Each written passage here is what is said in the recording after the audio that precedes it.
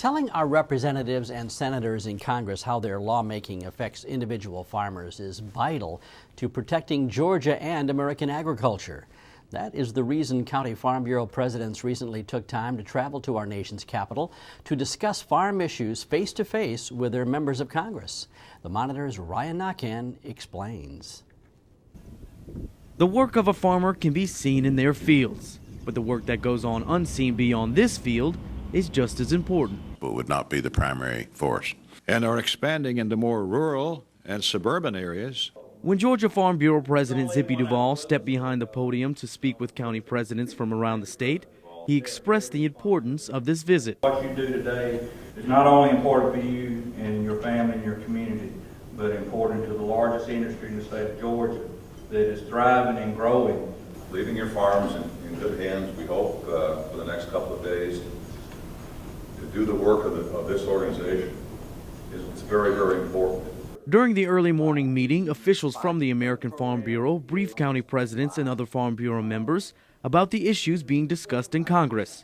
The panel of experts informed members about climate change, the Clean Water Act, and immigration reform, along with other issues. Senators Kerry, Graham, and Lieberman are looking to try to put together a climate and energy bill that can get 60 votes in the Senate to pass.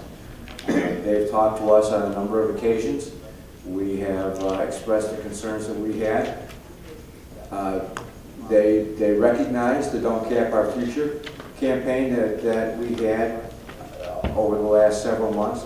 That was very successful. What is interesting about that, and I want to make sure I focus on this perfectly, is that we can't even get Mr. Oberstar to acknowledge that things like common ditches aren't waters of the U.S. Part of the answer of immigration reform, or part of the response to it, is going to be a crackdown on the reasons why those folks who are not legal come into the United States in the first place. And for the most part, that's clearly economic. After the members heard from American Farm Bureau speakers, they moved up here to Capitol Hill to discuss the issues with their representatives. This cap and trade thing is driving up the cost of the energy. We've got to have energy, fuel, electricity, or something.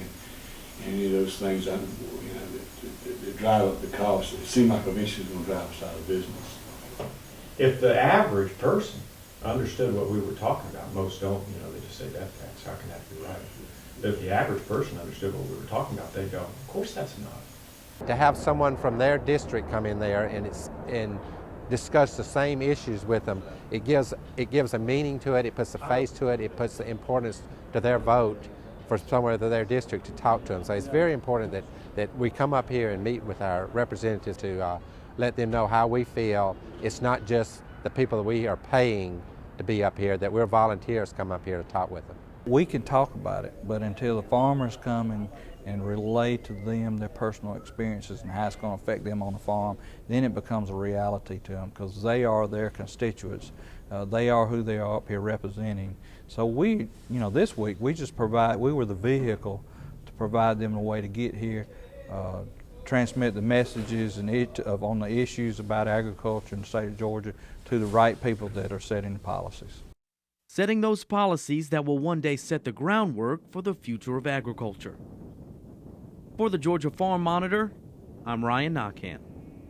Next week, we're going to have Ryan reporting from the County Farm Bureau President's meetings with AFB President Bob Stallman and both Georgia U.S. Senators.